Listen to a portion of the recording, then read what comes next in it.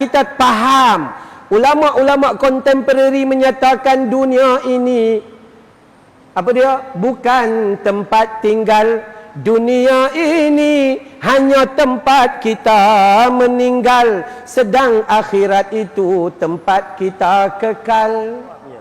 Kita sibuk membesarkan rumah kita.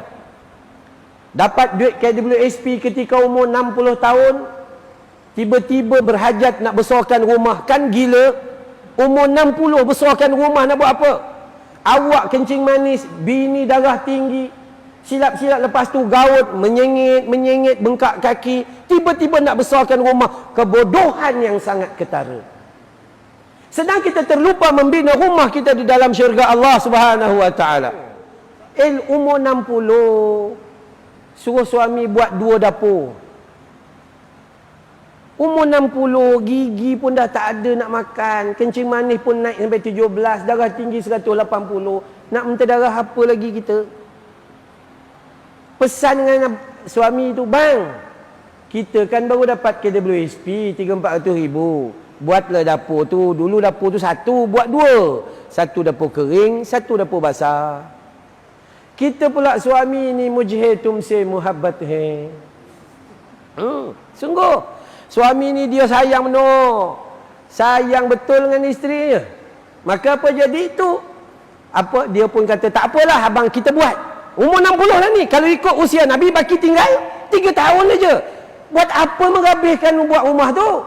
Tapi disebabkan kita tu hawa nafsu menguasai kita, sayang pada bini kita, maka jom kita buat juga. Buatlah 2 dapur, satu dapur basah, satu dapur kering. Sampai bini mati, 2-2 kering, tak masak-masak. Asyik food panda dengan grab food aja. Allah. Tu manusia. Lalai tak tuan-tuan? Lalai, sangat lalai. Kadang kita berjalan pergi kampung-kampung tuan-tuan, depa duduk di rumah ni, radio tu 24 jam tak tutup, kecuali radio tu rosak baru berhenti.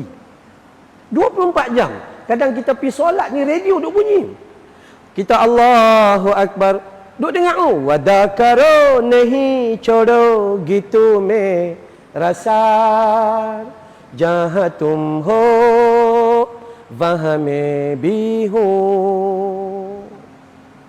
Sambung. Betul. Tu manusia. Lalai ya Allah, lalai sungguh. Daripada umur 6 tahun mengaji ni dalam solat, inna a'tainakal kautsar wal asri qul huwallahu ahad. Yang tu saja sampai umur 66 tahun, itu juga yang dibacanya. Dalam tempoh 2 tahun tu Allah penjarakan kita dalam rumah setahun yang pertama, PKP, mana pun tak boleh pergi. Berapa ayat Quran yang kita dah hafal dalam tempoh setahun tu? Nak pergi mall tak boleh, pergi pasar raya tak boleh, pergi mana tak boleh, duduk dalam rumah. Berapa ayat Quran yang kita dah hafal daripada 6,236 ayat tu? Tak ada harapan. Tambah lagi Hindustan lagi ada. Itulah manusia. Kadang-kadang saya duduk dengan isteri saya. Isteri saya yang pertama meninggal bulan 3. Bulan 3, lepas tu saya menikah bulan 9. Mereka berkata, ustaz cepat tu menikah. Nak buat macam mana laku. Kan ya. Jadi nikah, saya sembang isteri saya muda tuan-tuan, umur 29 tahun. Tengok orang dah kan kita duduk sembang, ya Allah, duduk dalam rumah ni kan. Duduk dalam rumah nak kata mengaji Quran pun dak, nak kena baca kitab pun dak, nak kena solat tahajud pun dak, apa pun dak. Kerja dia tidur makan, tidur makan, tidur makan, duk fikir benda-benda duniawi. Sedangkan kita faham, ulama-ulama kontemporari menyatakan dunia ini apa dia? Bukan tempat tinggal. Dunia ini hanya tempat kita meninggal, sedang akhirat itu tempat kita kekal. Tu je. Maka sepatutnya dunia ni kita ambil, hantar segera. Hantar segera. Sekarang ada duit tak? Ada. Hantar ke Palestin. Kenapa menghantar ke Palestin? Itu bermaksud kita menghantar ke syurga Allah Subhanahu wa taala. Waktu nak menghantar harta ke akhirat bukan waktu kita mati. Waktu kita hidup. Ini kecerdikan dan kebodohan manusia. Nama manusia seperti kita. Manusia hanya tunggu lepas mati, sedangkan dia tahu tak boleh bawa. Sebab tu manusia ni yang paling cerdik. Manusia siapa? Manusia yang paling cerdik adalah manusia apabila dia dapat harta, dia tidak menunggu, melainkan dia menggunakan harta itu untuk kemanfaatan. Dia buat apa bagi nafkah dan sebagainya, kerana dia tahu harta itu akan berada dalam syurga Allah. Dia kirim kepada isteri dia tu yang kat belakang tu. Kita nak hantar kepada Allah Ta'ala duit kita, kirim kepada isteri kita buat belanja, beli tudung bawal, tenggiri, kembung, jenahak, apa sebagainya.